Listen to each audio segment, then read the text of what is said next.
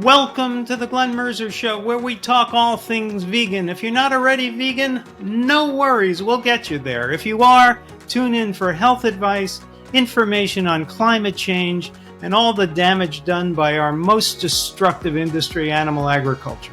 We'll also talk cooking, theater, film, and culture. My 2 reasons for starting this podcast: to entertain, to inform, and to make people vegan.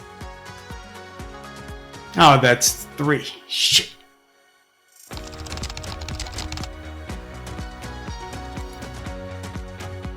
Hello and welcome to the Glenn Mercer Show. You can find us across all your favorite podcast platforms. You could find us on YouTube. Please remember to subscribe. And you could find us at realmeneatplants.com. My special guest today is Dr. Nikki Davis. She is a rocket scientist turned physician. She's board certified in both family medicine and lifestyle medicine. She practices in Salt Lake City, Utah, and does lifestyle medicine telehealth through Love.Life TeleHealth. Welcome, Dr. Davis. Thank you so much, Glenn. It is so good to be here. I'm just so thrilled that you are having me on here today. Well, we are thrilled to have you. That was the royal we there. Now I'm speaking in the royal we. The extraordinary thing about your story is that you started as a mechanical engineer working on the space shuttle. Now, some people would think, I've become a mechanical engineer. I'm working on the space shuttle. I've got a good career. I'm going to stick with it. What made you switch from seemingly being at the top of that field to being a plant-based physician? Passion. So very simply, you're right. I mean, not only did I get a degree in mechanical engineering, I went through and got my master's in mechanical engineering. I worked for a company that contracted for NASA, working on the space shuttle program for 7 years. And I was definitely well in my career, making good money. It was a good job. But while I was working as an engineer, I started learning about eating a plant-based diet. Now, I had stopped eating meat throughout the years prior to that, and I was doing it mostly for ethical reasons, but I also felt like it was healthier for me. I felt better. I felt like I looked better. And so it was about that time that I started learning about the health benefits. And Glenn, I don't know if you're the same as me, but once you start to learn the power of a plant-based diet, it's really hard to not just go through this rabbit hole and look up everything that there is. Okay, who are all the people that are following this, and who are all these doctors, and these books and documentaries. So I really started delving into it, and I became very excited about it, the possibility that eating more plants could help cure disease. And it was just fascinating to me. So on my off time, that's what I was doing. I was talking about it. I was living it. I was getting my family and friends to start eating more plants. And I started seeing the benefits in my family members and myself. And it got me thinking, I want to be part of this. I want to help spread this message and get this out there more, because people just don't know about it. And so I told my husband, I'm leaving my job. I need to go and pursue this. And he's like, what are you doing? You have a great job. You're making good money, and you're leading these programs, but I wasn't passionate about it. I was like putting in my time, but then once I was done at the end of the day, that's really what I was excited about. Now, was your husband on the same diet as you at the time? Yeah. Okay. Yeah. When we met, he wasn't, but I can be persuasive. So okay.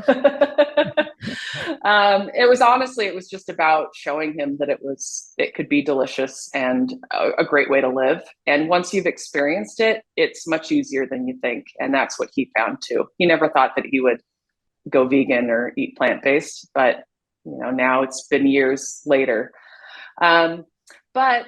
So I took advantage of some layoffs that were going on at my job where they said, well, if you'll voluntarily get yourself laid off, then we will give you all of these benefits. So I thought, hey, you're just begging me to leave and go do something else. So took advantage of that. And then, yeah, decided to apply for medical school. Thankfully got in here, here in Salt Lake City at the University of Utah, and started my second career. But I have to say, going from a 40-hour work week to medical school and residency, where you work long hours, it was so much better because I knew that I was on the path to being able to do what I am doing today, which is treat people, help people get well through diet, and get to talk to people like you and spread this message. So this is absolutely what I was hoping for back then. And now I'm finally through training and get to do this every day. Well, now you actually are one of the few doctors who went to medical school with this agenda, because Right. there are many doctors in the College of Lifestyle Medicine, the Plantrition Project, who are equally devoted plant-based doctors, but usually they started as conventional doctors and then they learned along the way, wait a minute, my patients aren't getting better when I'm just giving them pharmaceutical drugs. Food therapy works so much better, and they came to learn it. But you went to medical school with an agenda, right? I sure did. Yeah. Yeah. And honestly, it made it easier because I knew what I wanted my future to look like, that it wasn't just a regular, I mean, I trained in family medicine, so I could get a job somewhere just working as a regular family physician. But I knew that this was what I wanted to do. So Now you once must I have, graduated, yeah, I found Love.Life right away. right. Now you must have had other medical students who you befriended and met along the way. They may have been 5 or 10 years younger at the time. And Exactly.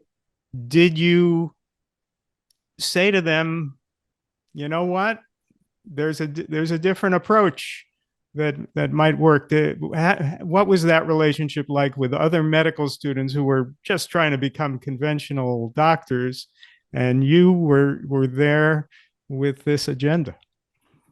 Yeah, so I gave out a lot of copies of the starch solution Okay. because I want to say that came out in 20, well, was it 2016? But anyway, it came out not long before I was in medical school at the time, and For I our read that listeners, book. this is a book by Dr. John McDougall that makes Yes. the point that starch is the basis of the human diet. Yep. But made a huge impact on me and how I thought about human diet and what made the most sense for what humans should eat. And so I started talking about that to people. But then when I got into residency, I became our wellness chief. So I had the chance to make changes in our clinic and say, hey, instead of bringing all of these horrible snacks for all the nurses and doctors every day, let's have healthy snacks. And I would give talks about how type 2 diabetes is reversible. So I was bringing stuff to the residents and to the medical students with what I was learning. So I was excited to explore that and share that with the other students. And then I also formed something called PlantBased Montana. So I did my residency in Montana, but it was an Oh, organization where we would hold events and just talk about the benefits of plant-based nutrition to other healthcare providers and then just the general public on plant-based eating.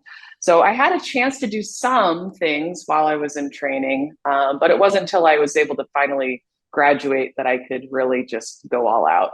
right.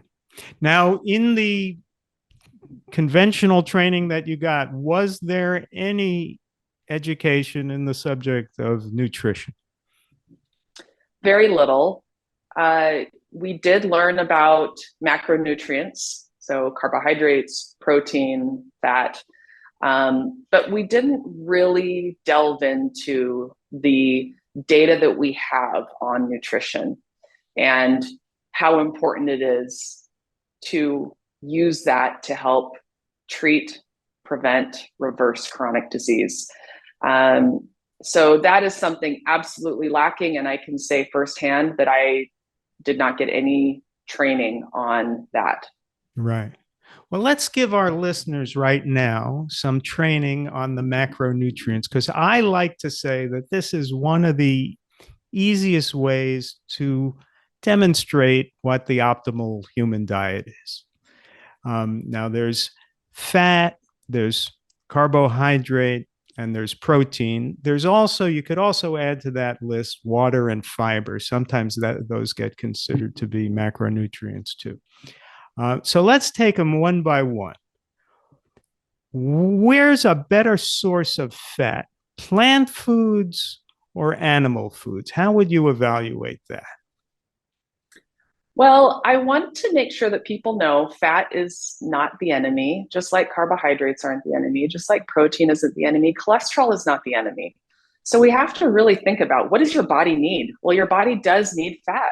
It does need carbohydrates, it needs protein, it needs water, it needs fiber, right? So it needs cholesterol. So you don't want to think of it as all good or all bad.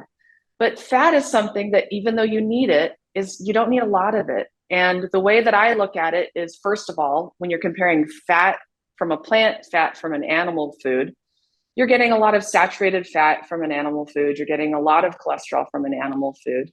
And some people don't realize this, but your body actually makes cholesterol. So you don't need to take in any extra cholesterol. Your body makes plenty for you. So by eating fat from an animal, you're actually getting not only extra cholesterol that you don't need, as we know, that increases your risk for heart disease and all sorts of things, but you're getting all that saturated fat that is really unhealthy as well, which is also leads to atherosclerosis or plaques in your arteries. So if you can choose to get unsaturated fats from plant foods, that seems like the better choice. And not only that, if you look at the huge array of plant foods out there, what do they all have in common? Well, most of them are low in fat. So yes, there are a subset of higher fat plant foods out there, but it's a very small amount. I mean, pretty much you could name them on one hand. So it makes sense that if you are eating plant foods, that for the most part, you're going to be eating a pretty low fat diet if you're just eating the wide array of plant foods out there. All right. So, on the subject of fat, I think the advantage goes to plants. Agreed. All right. Well, how about protein? Now, protein is always that's the case that the meat eaters always make. You need animal protein. So let's dispense with that one. Let's compare protein from plants and animals. Go ahead. So protein, if you think about what is it made of, so protein is made of amino acids, and amino acids come from plants. So amino acids are something that an animal needs to be able to actually make protein. So all living things contain protein because proteins do all sort of functions in our bodies and for all living things. So that includes plants and animals. All living things have protein. So if you think about where protein comes from initially, those amino acids that come from plants, that is the source. So instead of eating a protein that's been made out of amino acids from a plant and then getting it from the animal, it makes sense to just get those amino acids from the plant itself. And I have heard so much lately about the importance of protein and how so many people are just cramming protein in, trying to get as much protein as they can. They go to their personal trainer and they're saying, okay, you need 150 grams a day or something like that. I mean, and people are struggling to get enough, and they're pouring protein in their drink, protein powders in their drinks and things like that. And ultimately, if we look at all plant foods, they all have protein. And we've actually looked at studies and said, okay, in people who don't eat animal foods, do they tend to get enough protein? Well, it turns out, yeah, they do, without really even trying too hard. You can get a lot of protein in a cup of beans. And I don't know if you know this, Len, but beans are a really amazing food. And you should really focus on trying to get beans every single day. And they're a good source of protein. So they're great for fiber. They're great for all sorts of vitamins and minerals, but they're also really a good source of protein. So if you can focus on getting your protein from a plant food, then you're also, like we talked about earlier, not getting all the extra saturated fat or the cholesterol that is also in an animal food. So you might as well get a clean protein from a plant food. So you're not getting all those extra things that you don't want. And we also know that animal protein, especially in excess, can be carcinogenic. Isn't that right? Absolutely. The China study showed us that very well, that increased levels of protein can possibly lead to increased risk of cancer. So, since plants have protein that is not in excess, as animal protein can be, and is lower in methionine, the amino acid that's been associated with cancer, the advantage on protein goes to plants, wouldn't you say? I would say so. All right. So we've taken care of fats and protein. How about carbohydrate? What's a better source of carbohydrate? A potato or a hamburger? Well, okay, so does the hamburger come with a bun? So carbohydrates are important, right? So what does our body run on? Our body runs on glucose. It runs on sugar. And people are so worried about carbs and sugars. But ultimately, that's what our cells need to make energy. We need glucose. And the best way to get that is through complex carbohydrates, which are just basically glucose in chains. If you eat a hamburger without a bun, you're not getting any carbohydrate. So carbohydrates, you got to be eating plants to be getting carbohydrates for the most part. It's really a minimal part of animal foods getting carbohydrates. So if you want to be getting that energy that your body needs, you need to be eating plant foods that have carbohydrates in them. Carbs, I struggle to call them carbs because it's become such a negative word, but it's carbohydrates. It's a macronutrient. It is absolutely something that the human body needs and flourishes. When you are giving your body the energy that it is expecting, you do so much better. So carbohydrates are found in plants. So again, plants for the win, because that's where you're going to find carbohydrates is in plant foods. Yeah, when people say they're trying to avoid carbs, I say, well, are you trying to avoid broccoli? That's about 80% carbohydrate. Trying to avoid apples? It's about 95% carbohydrate. Trying to avoid oatmeal? You know, the healthiest foods are full of carbohydrate. Absolutely. And it's really sad to me that people are fearful of carbohydrates, so much so that they eat meat and dairy products all day long and stay away from those healthy foods like you were mentioning. All right. Now we've done the big three macronutrients: fat, protein, and carbohydrate. And it turns out, lo and behold, shocking, you're better off with plants for all those three. But how about this one? Fiber. Are you better off with plants or sausage if you want fiber? What would you say? Well, again, fiber is from plants. So it's what gives plants their structure. It's not something, so we have fiber that is not soluble. So you're not taking in any of that. It's just kind of basically going through your system when you eat it. But it's so important for the bacteria that live in your body. So a lot of people don't know this, but you have bacteria living on and in you all the time. It's this symbiotic relationship. And the good bacteria that you want are the ones that feed on fiber. So it's so important to have fiber in your diet so that you can promote those good bacteria. Not only that, but it helps you have good bowel movements. I mean, what is one of the big problems in America today with people? It's constipation. It is rampant. It is one of the most common things that people go to their doctor to talk about. Well, it's because people just aren't getting enough fiber. And we know this because we look back and we say, how many people are getting enough fiber in their diet? Well, it's a very, very small percentage of Americans who are getting enough fiber. So it's very important that you focus on plant foods so that you are getting enough fiber. It's not good enough to just take the powdered fiber, Metamucil, put that in your water and drink that. You've got to get it from the plants. And it's So, filling too. It helps you stay full without calories.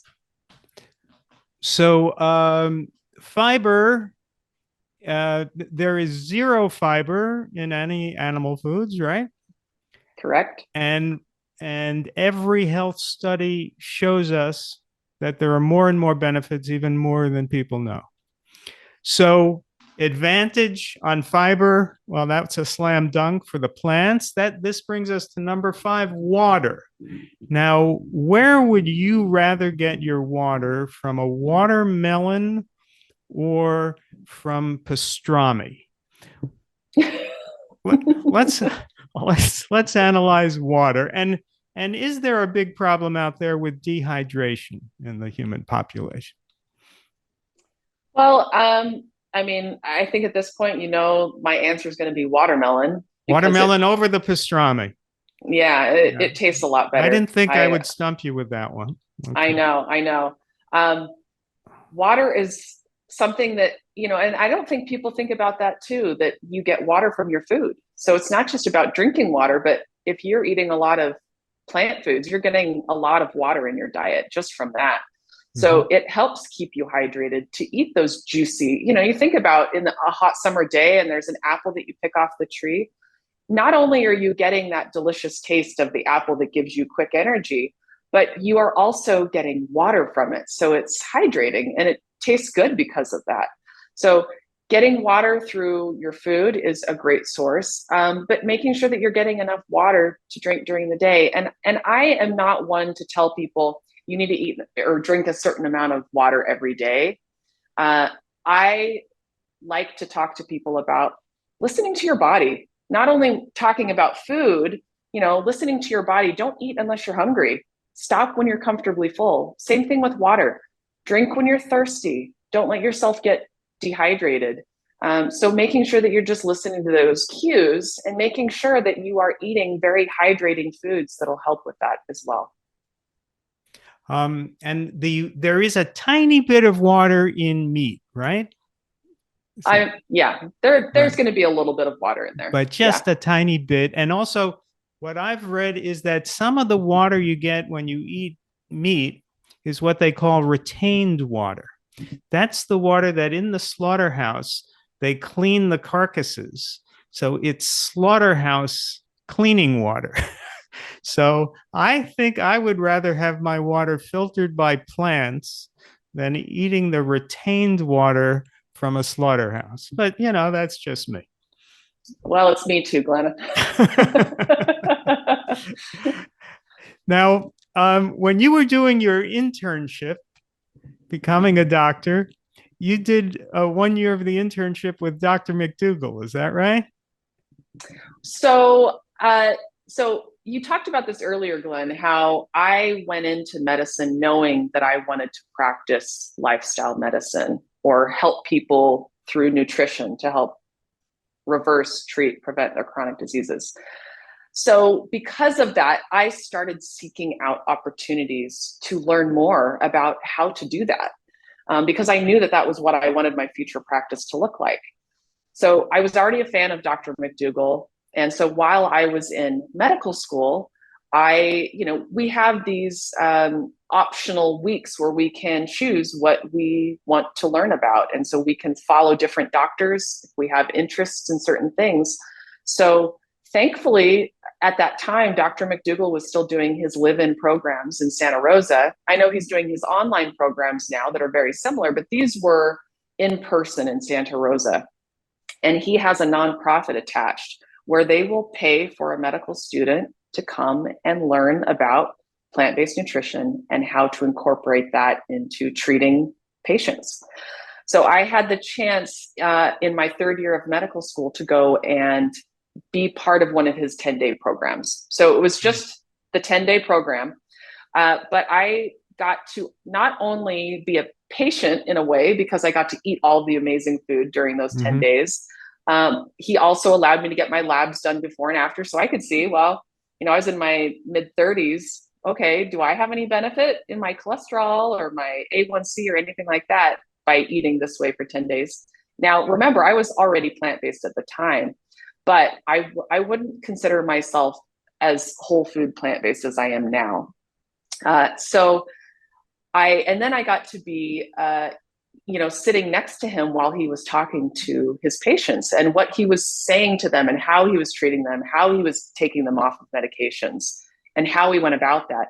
And then I also got to see in those 10 days transformations.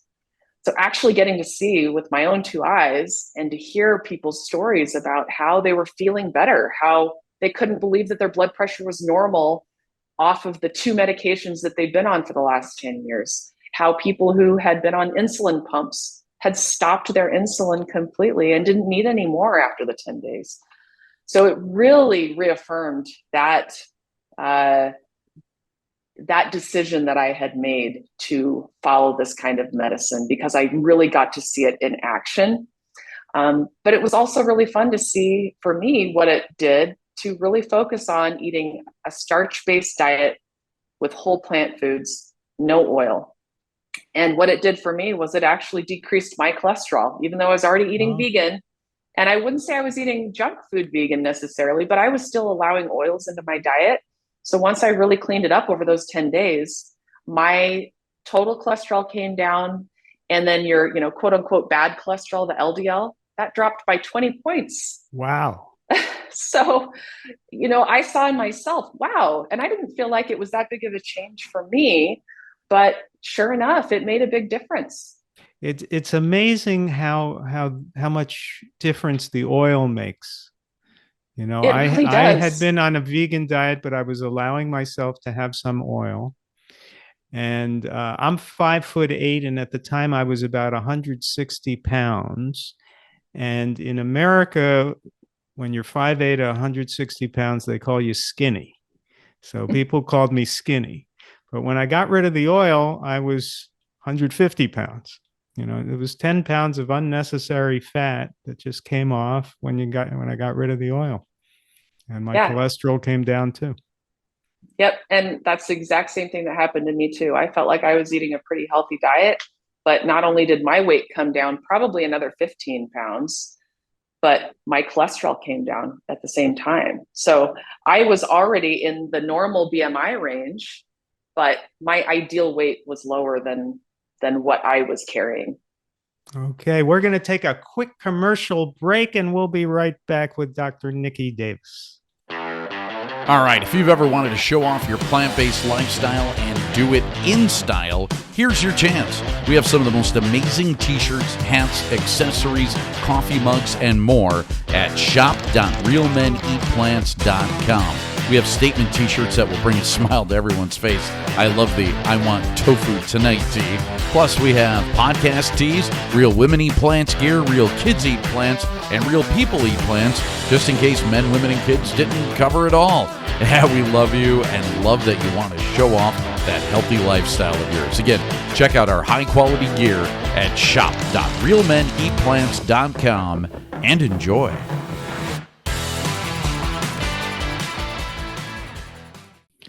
Okay, we're talking with Dr. Nikki Davis, a plant-based physician from Salt Lake City, Utah. And Dr. Davis, you have a young son, do you not? I do. I have a 10-year-old little boy. And he's vegan, right?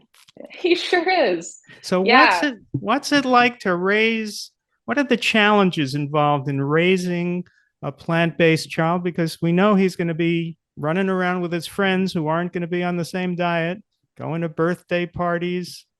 What do you say? How do you do it? Well, I'll say that for me, it's probably a little easier than people who try to change their diets when their kids are already at a certain age. There's going to be a big change for them, and they've got to change to something that is different than most of their peers. For my son, it was from day one. I mean, he was made out of plant foods. um, and so he doesn't really know any different. But it's been great because as a family physician, I have treated many kids and families, and I have seen the struggles that parents have with their kids being picky or only eating a certain food. My kid will only eat chicken nuggets and mac and cheese. If I put any vegetables in front of them, they won't eat them. And my experience has been completely different, but it's because I have never given him those foods. And instead, he is just used to eating a kale salad. He's used to eating a plate of broccoli and brown rice. he's used to eating potatoes. So that is something that he's just, he loves because that's what he's been raised eating. He was born vegan. He was born vegan. Lucky him. If Yeah. only all of us could go back and have Yeah. that be our upbringing, right? But now that he's gotten a little bit older, so he's 10, it is a little bit more challenging. He is noticing that more kids are asking him things or making comments to him. And this actually happened just a couple of weeks ago. It was a really proud parent moment where he had a friend who was saying, "Oh, look, there's this ice cream place that's one of my favorites. I love this ice cream from there. We should go there sometime." And then he said, "Oh, wait, you can't eat there because you're vegan." And my son said, "Well, no, I can. I just choose not to." Good for him. So I thought, I love that he feels like he does have the choice, because as he's getting older, he didn't have the choice when he was 2 or 3 and I was feeding him plant foods. But as he's getting older, I make sure that we talk about it all the time. And he knows, I'm a plant-based physician. I'm constantly talking about it. It's my favorite thing to talk about. So he knows all about it. But he's figuring out over time how to navigate it, and that this is his choice and he gets to make that choice if he would like. And so far he's made that choice because he does realize, hey, this food tastes great. I love this food. I don't want to eat what they're eating. And of course I talk to him about the benefits of a plant-based diet and also the harms of eating highly processed foods, animal foods, and also what that does to animals and our planet. So he's all on board now. I'm hoping that continues, but I'm certainly trying to put him in a position to where he has the best ability to continue to go forward with a really healthy diet. Now, there must have been a time when he was, I don't know, 4, 5, 6 years old when he said, "Mommy and Daddy, some people are eating chickens and cows." There must have been a time when it dawned on him that other people are doing this strange thing of eating animals. Do you remember a conversation like that with him? Well, I will say that because it's been such a big part of his upbringing, that it was never a light bulb moment. He's known that from the beginning. And he will make comments about, "I can't believe that people can do that." When, for instance, he'll talk about dairy, milk from cows, and he'll say, "Do people know that they're taking away the baby cows from their moms so that we can drink the milk? Because why would we do that? It's so horrible." So he understands that that's happening, but it's because we've been having these conversations for a long time. Okay. Yeah. Let me ask you about certain different foods that sometimes are controversial, and some people say there are health benefits, and some people disagree. So let's start with coffee. What are your feelings about drinking coffee? So it's interesting. I actually did my own kind of deep dive into the research on coffee a few years ago because my husband was really drinking a lot of coffee. And I thought, I need to make sure that this is something that's okay for him to be doing. And ultimately what I came to is that as long as you're not overdoing it with 10 cups a day, you're doing 1 or 2 cups a day, it seems to have some benefit. And I think that it's probably because it's based on a plant, right? It's just coming from a coffee bean, which happens to have a lot of antioxidants in it. So I think that there is some benefit to having small amounts of coffee, 1 or 2 cups a day. And as long as you're not overdoing it, I think it can be part of a healthy diet and a healthy lifestyle. Okay. And then the other thing would be not to put anything in the coffee that's harmful. Right. Right. I mean, and that goes with everything, right? A baked potato can be unhealthy very quickly if you pour butter and sour cream on it. But the potato itself is absolutely very, very, very healthy. Same thing with coffee. You don't want to be dumping a bunch of creamer in there. I'll have a cup of coffee here and there, and I enjoy it with a little bit of oil-free oat milk. But you do have to be careful because a lot of those plant-based milks, they will add lots of things to them, including oil. Now, what about dark chocolate or carob? Yeah, so I think that that can be an okay treat once in a while. It's not something that I have very often. Maybe once or twice a year, if that. But I certainly think that having it occasionally is fine. All right. Now, how about bread? And we're talking whole grain. We're not talking white bread. Whole grain, healthy bread, sourdough. I'm saying healthy, so I don't want to prejudice your answer here. Right. But a whole grain bread, a sprouted bread, a sourdough bread. Is there any role for that in a whole food plant-based diet? I think there is. So I trained with Dr. McDougall. I love the starch solution. I'm a starch eater, definitely. So I see that that is absolutely something that can be part of a healthy diet. You have to look at the spectrum of foods, and on the one side you've got whole grains that are in their original form. So you eat a bowl of barley with broccoli. That is going to be the best way to get a whole grain. But right next to it is whole grain bread. So it's a little bit more processed, but it's not on this end where Twinkies and hamburgers are, right? So it's not as perfect, if you want to say perfect, as just eating the whole grain, but it's really close.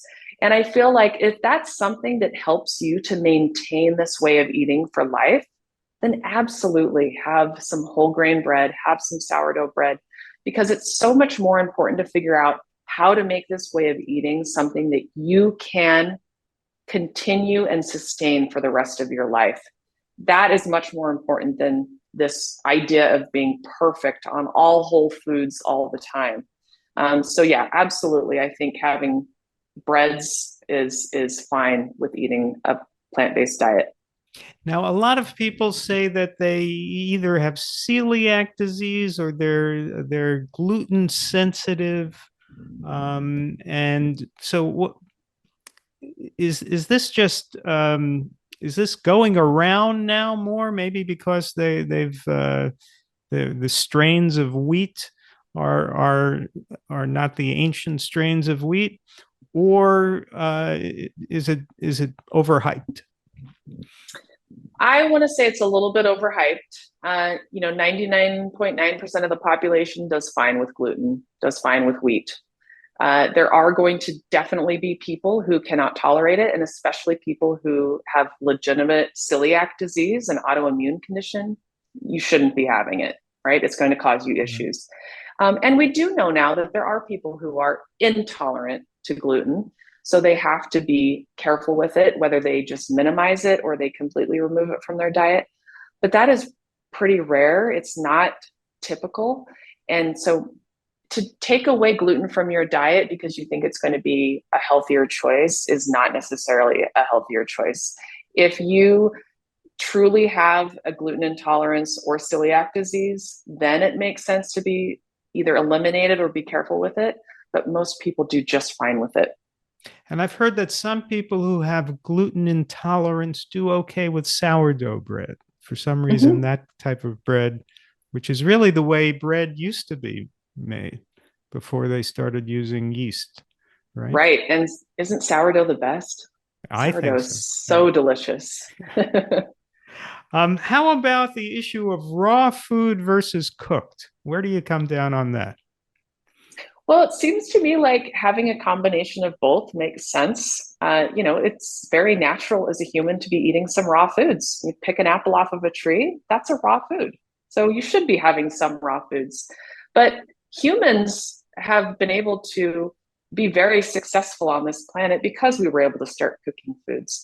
So it does make sense to eat some cooked foods as well.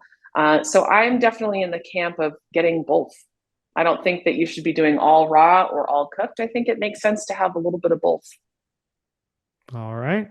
Nuts and seeds are a little bit controversial because there are some of our leading plant-based spokespeople like Dr. McDougall, Dr. Esselstyn are a little bit suspicious of nuts and seeds and anything fatty. You have others like Dr. Greger, Dr. Furman, who tout the benefits of nuts and seeds. Where do you come down? So, Glenn, I try to really focus on keeping things really simple and what makes sense. And if I think about how humans used to obtain food, they didn't have access to nuts and seeds all the time. So they would have grown potatoes and they would have gone and foraged berries. But nuts and seeds weren't something that was really something easy to find all the time. And I think that's for a reason. I think it should be something that is something used occasionally. But because it is so high in fat, it's hard to put down. You can easily eat way more than you need. Whereas as humans would find nuts and seeds here and there weren't a lot of them. You had to crack open the shell. It was harder to get. And so you might enjoy a couple of them. And I think that nuts and seeds can be very health promoting. I mean, it's still a plant food where you're getting fiber, you're getting water, you're getting all the things that we're talking about, lots of minerals and nutrients. So it absolutely can be health promoting, but it's something that can be easily overdone if you have access to these huge jars of nuts from Costco, right? So just making sure that you keep it a minimal part of your diet and that you're focusing on the foods that really help sustain you over time. And that's going to be the starch-based foods. Right. I allow myself to have nuts and seeds, but I always just take it out from the pantry, take out a little bit, put it in a ramekin or something, and don't allow myself to bring the bag to the table. Just, Yep. 1 or 2 ounces of nuts and seeds.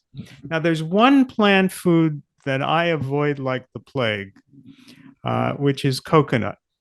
Ah, And coconut is delicious. It's not the taste. It's that when I read the labels of how much saturated fat there is in coconut, it's off the charts. And don't let me get into coconut oil, which strikes me as just the worst food in the plant kingdom. Um, do you have any idea why coconut became it's just so wildly full of saturated fat? And do you also avoid it for that reason? so it's interesting when you kind of set up that. I was wondering what food you're going to be talking about. And I thought, is he going to say coconut? Because I feel very similar as you do about coconut.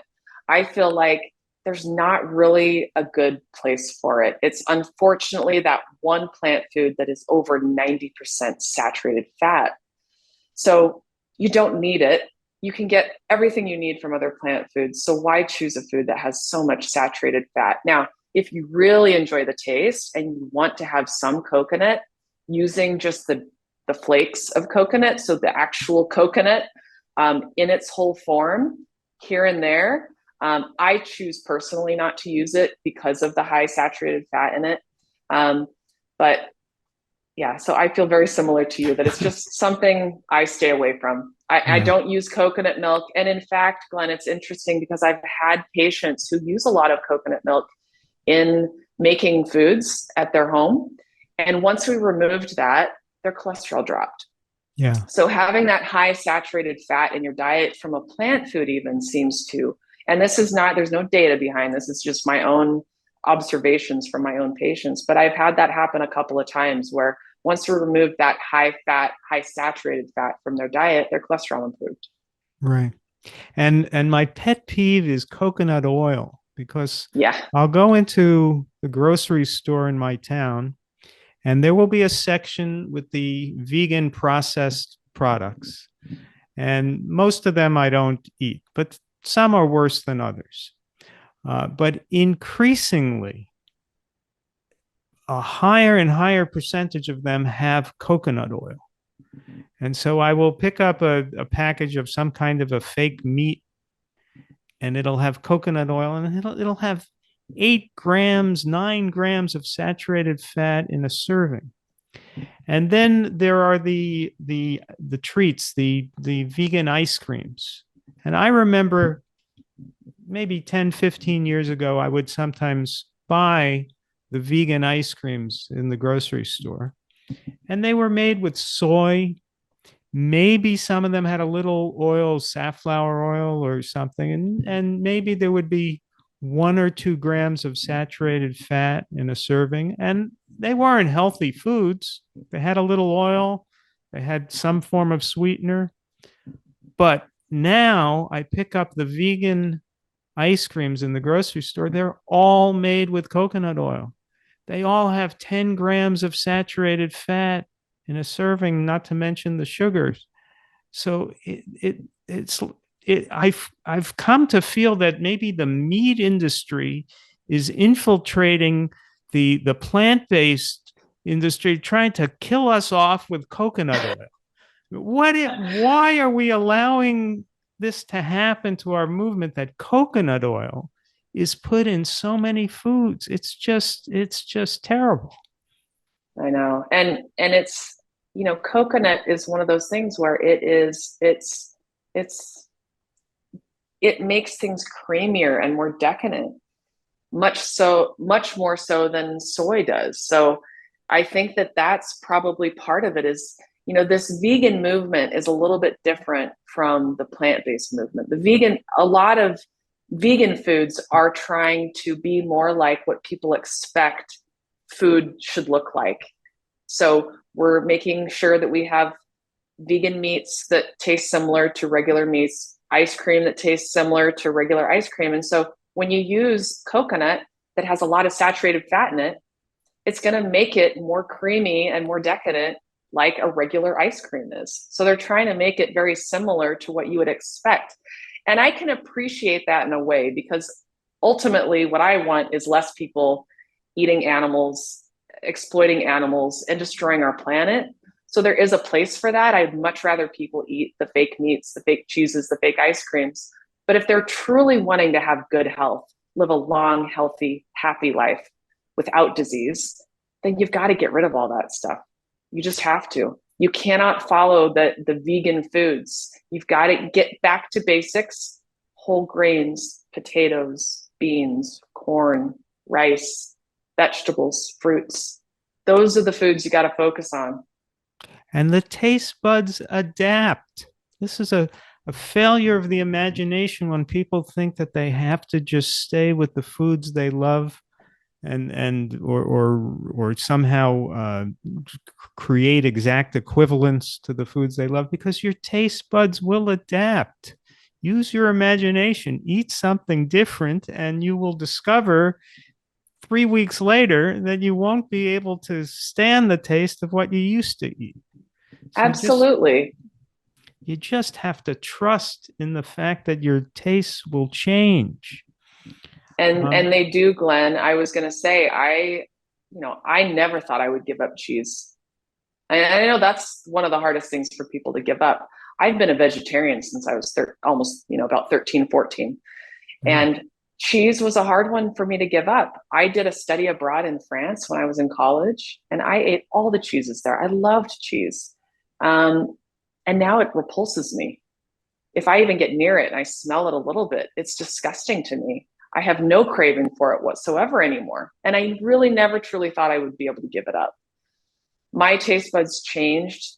And same thing with oil. You probably feel the same way, where if I have something that has oil in it, I can taste it and I don't like it.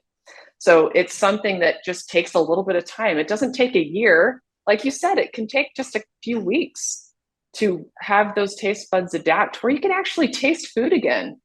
Food tastes better. You can taste the deliciousness of broccoli. You can taste the deliciousness of a sweet potato, of a peach, right? And if you want the taste of ice cream, and I love that taste, you freeze some bananas and you make what they call nice cream in a blender. And I don't remember so-called real ice cream, but it's so delicious when you make an ice cream sweetened by ripe bananas. I just can't imagine why anybody would want to kill themselves with coconut oil or dairy instead of having these delicious ice creams that we enjoy. Yeah. And I have to say, the first time I tried nice cream, I wasn't sure. I didn't think it would be all that good. I thought, well, it'll be a good replacement, but I don't know if it's going to really be all that delicious. And it's incredible. Yeah. It really is. You can add frozen berries to it, make like strawberry ice cream. You can even add little bits of nuts or little dark chocolate in there, make it a little bit more decadent. Yeah. It can be really, really delicious. Yeah. So there's really no good reason not to eat human foods, you know? And there's nothing difficult about it, in my opinion, except other people. It's other people who make this difficult, because really opening a can of beans, making rice, making pasta, having bread, this isn't difficult. The difficult Yeah. part is going to work when they're ordering the pepperoni pizza, and dealing with everybody at Thanksgiving and so forth. Is that what you've found too? That the problem in bringing people over to our way of eating is the other people they have to deal with? Yeah, I find a couple of things that, and I'm looking at who of my patients are the most successful. And it's the people who have an environment that supports this. So it's not just the people around them, but it's their environment. And sometimes that's related to the people. So if you are the only person in a family of 5 that is eating this way, you now have your home filled with foods that you don't want to be eating. And as a human, it is hard to stay away from those foods when you're hungry, when you're tired, when there's nothing else, you're going to go for them. So my patients who are the most successful make sure that their environment matches what they want their lifestyle to be. It supports that goal that they have. And then on top of that, it's the people. So it's the people who are around you. It's the community, it's the support. So you need to be able to, because you're surrounded by people who aren't eating this way, you need to find your people. Right. You need to find those people who are living the lifestyle you're living, so that you don't feel like you're the only one, because that's really difficult to do as a human. We want to be part of a group. It's a very natural thing for us to want, is to be accepted into a group. That's a survival mechanism. So you need to find that group of people, or even that one person. You've got to have someone there to help support you through the process. So those are the two things that I find that the most successful people have: that kind of support, have that community, and have their environment that matches what they want it to look like. Now you became a vegetarian at the age of 13. I became a vegetarian at the age of 17. I'm not quite as smart as you are. What caused you to go vegetarian at the age of 13? So, I think if I look back, it was a little bit of, I've always been an animal lover. I grew up in a family where there were a lot of animal allergies, so I never got to have a dog or a cat, and I just wanted some kind of a pet so badly. So there was a little bit of that I've always just had an appreciation for animals. And in fact, we went and saw Benji in the movie theater when I was a kid. And there's a part where this bad guy kicks Benji's girlfriend, the little white dog. And this little white dog kind of screams out in pain, and then it's just on a lump on the floor. So you don't know what happens. Well, I lost it so much so in the movie theater that we had to leave. I was just bawling my eyes out because I didn't know, is this dog okay or not? So it's always been part of me that I've had that love of animals. But when I got to be about 13 or 14, I started feeling like, just instinctively, that how is a hamburger healthy for me? It's just so greasy. It just didn't seem healthy to me. Like I would look at an apple and I would look at a hamburger, and it just seemed like eating plant food seemed healthier. So I felt like I want to be healthy. I don't want to eat meat anymore. So I didn't really even know anyone at the time who was eating vegetarian. And I remember my mom even telling me now, she's, I was so worried about you that you weren't going to get what you needed, that you didn't know what you were doing, that this was not a healthy choice. But I found that I really felt good when I stopped eating meat. It just felt like something that was innate in me, that I was never meant to eat animal products. I never liked eating meat. It was always something that I would shove to the side of my plate. But I never really understood what the harms of dairy, of cow's milk and other animal milks were. So over time, as I learned more and more about not only the health benefits of staying away from animal foods, but also what was happening to animals. I had no idea that they were impregnating cows, stealing their babies away from them so that we could drink their milk. I thought, how do people know this and are okay with it and supporting this? So it was that as well. And then now you're talking about the state of our planet and climate change and how big of an impact eating animal foods is and animal products is on that. So the more and more I learned over time, the less and less animal foods I would eat. And then ultimately found my way to not only being vegan, but then whole food plant-based, because I also want to be healthy and I want to thrive and I want to live a long, healthy life and not succumb to the diseases that I've seen in my family members with heart disease and high blood pressure and obesity. So many reasons why it, not only did I start by removing animal foods, but the journey that I've been on throughout the years to get to where I am today. Right. And when you were working on the space shuttle, you said that you were getting more and more passionate about the health benefits of a plant-based diet. And yet those benefits are so obvious, aren't they? I mean, it's the extraordinary thing to me is how hard it is for most people to see the obvious. Like you said, look at an apple and look at a hamburger. A hamburger looks like a heart attack. That's what it looks like. And an apple looks so healthy. We earlier in our podcast, we went over the 5 macronutrients. The case is so obvious for each one. You know, fiber, water, protein, fat, carbohydrate. In every case, it's obviously you're better off with plants.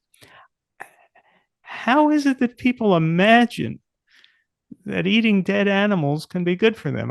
That's what I've always had trouble understanding. It's such a bizarre thing to believe in when there's no real scientific evidence, but yet amazingly, there are some doctors out there who write books and somehow make the case for the impossible. And I don't mean the impossible burger. I mean the impossible idea that there could be any health benefit to eating a deceased animal. Well, and you just look at the history, right? You look at successful populations of people, they focused on plant foods. Yeah. And the people who ate more of the animal foods were the people who had more money and had more access to it. And guess what? They got sick. They got obese. They had those diseases. And as not only the world, but Americans have gone forward, you see that as we've incorporated more animal foods into our diets, and yes, more processed foods as well, but especially more animal foods, it's just people do it for every single meal. It's like you feel like you have to have your protein at every single meal. And so the more we've done that, guess what? Look at the state of our health. Look at our kids. Kids are getting high cholesterol. Kids are getting diabetes, type 2 diabetes, right? This used to be adult onset. Right. Now our kids are sick. And really that's because we're eating too many potatoes. Really? It's like you said, it's so obvious. Throw away all, if you just stop watching all the social media and all the YouTubes and just, this just plethora of information out there and just think about it. Just really logically think about it. What makes the most sense? It doesn't make sense to eat a bunch of dead animals for health. It just doesn't. It's so obvious to me. And at the same time, the climate, the planet is melting. The climate is presenting us with more and more problems, storms, once in a century storms that seem to happen 3 times a year, and tornadoes and drought and floods. And it's in large part because of animal agriculture. Yep. Yep. We're doing it to ourselves. It was interesting. Yeah. I was talking to my husband about this yesterday, actually, and I was saying, our planet will survive once humans are gone. We're the problem. Yeah. Unfortunately. And we wouldn't be the problem if only we would learn to eat correctly. Right. It's not really a hard thing to do. And you get healthier when you do it, and you live longer, and you can enjoy life more. So it's just astonishing to me that this is so difficult for people. So everybody out there, if you're not vegan yet, I hope you are now, because that's it. Time's up. There isn't time for Meatless Monday. We have to just move to a whole food, plant-based diet 7 days a week. Yeah. And what's more important, with my 10-year-old son, I want him to have a future. Ultimately, that's what drives me the most is him. Yeah. So if you've got kids, if you've got grandkids, think about their future. This is the way to help improve that for them. Yeah. I think the majority of people understand that we're facing human caused climate change. And some of them put solar panels on their roofs or drive an electric car. But the thing that helps the most is not giving the animal agriculture industry your money, not buying their products, not eating their foods, because the methane being belched by 1.5 billion cows in the world is a problem. You have to think of those cows as little factories belching methane. And you have to think about all the land that could be forested, but instead is being grazed. So there is no solution mathematically to the climate crisis without a transformation to a plant-based diet. It's just the simple fact. Well said. Dr. Niki Davis, thank you for joining us today. People can find you at drnikidavis.com. Is that the website? That's it. And at Love.Life TeleHealth, they could book an appointment with you. That's right. I would be more than happy to be a part of your journey on making this work for you. Thank you, Dr. Davis. Thank you all for listening. Please don't forget to subscribe and become vegan if you're not a vegan already. And please post your comments on YouTube. Thank you very much. This has been the Glenn Mercer Show, where everyone listening turns vegan, regains their health, and annoys their friends and relatives. Find us on YouTube at The Glenn Mercer Show and across all your major podcast platforms. Don't forget to subscribe.